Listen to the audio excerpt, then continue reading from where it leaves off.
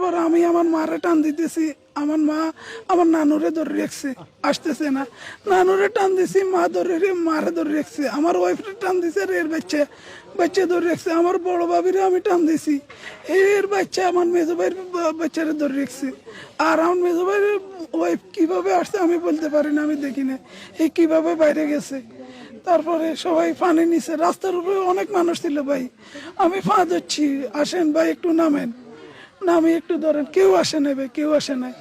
আমাদের ডুবুরিরে কল দিছে, আমাদের বাংলাদেশের কানন ডুবুরিরে কল দিছে, ওরা আসছে ফায়ার সার্ভিস। ওই জায়গায় আগুন লাগছে, আগুন নিবে তো ফায়ার সার্ভিস। ওইটা আমি ডুবুরি আসলো, আমার সবাই কেউ না কেউ বাসে। তারপরে ডুবুরি আসার পরে আসে নাই, ফায়ার সার্ভিস আসছে। ফায়ার সার্ভিস আসার পরে এরা এদিক সেদিক আধা ঘন্টার মতো ঘুরতেছে, পুলিশ এরা। তারপরে এক ফায়ার সার্ভিসের কর্মী বলতেছে আমি নামবো, আমি উঠামো। এ না, আমি গাড়ি বাইর করতে, গাড়ি কোন জায়গায়, গাড়ি বাইর করি। তারপরে একটা ওই পুলিশের এটা কি বলে, রেকার উঠাইছে, রেকার নিয়ে আসছে, রেকার নিয়ে আসি গাড়িটার যেভাবে উঠাইতেছে। উঠানোর পরেও আমার ওয়াইফ জিন্দা ছিল, মরে নাই ওই টাইমও।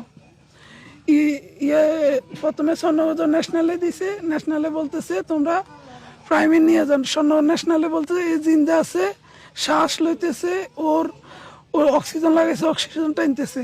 ন্যাশনালে বলতেছে ওরে জরুরি আইসিউর ভিতরে নিলে বাঁচবো।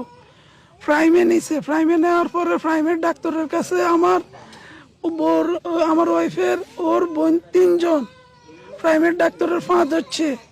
প্রাইমের ডাক্তার এক কথায় বলতেছে পুলিশ এই জায়গায় আসা ছাড়া আমরা চিকিৎসা করবো না।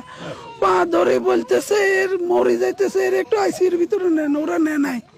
কি কারণ আমাদের দেশে আমরা বিদেশ দেখছি, কোনো দুর্ঘটনা হয়েছে ফেরস্তার মতন 1 সেকেন্ড লাগে না, কেউ ফোন দেয় না, কেউ ফোন দেয় না ভাই, কেউ ফোন দেয় না।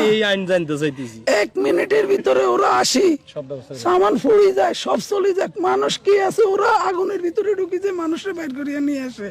আর আমার দেশের কানন ডাক্তারে বলতেছে পুলিশে যাত না আসলে চিকিৎসা করবে না, এই মৃত্যুর সাথে লড়াই করতেছে। যখন প্রাইমের ডাক্তারের বলতেছে আপনার হাত দেখেন, ওর জ্ঞান আছে কিনা একটু বলেন, বলতেছে আমি এটা টাচও করবো না, পুলিশ লাগবো। এই কারণ আমাদের দেশে হসপিটালের আর প্রশাসনের লোকদের কি বলছে বুঝছেন, আর কিছু বলে না। আমার ফ্যামিলির কেউ নাই ভাই, আমার ঘরের মধ্যে আমার বাচ্চারা আমি একবার দেখছি, শুধু এয়ারপোর্টে আসি একবার ধরছি, আর কেউ নেই ভাই। আমি বিদেশে আমার ওয়াইফের সাথে আমি 1 মাস 10 দিন সংসার করছি ভাই, আমি রিলেশন করে বিয়ে করছি ভাই।